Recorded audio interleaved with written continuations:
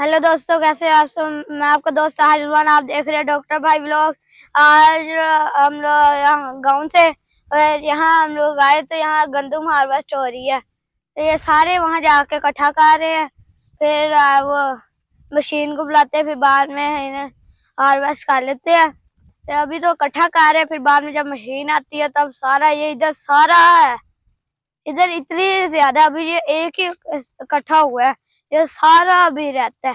यहाँ से जाते हैं वो उधर से फिर ऐसे ऐसे।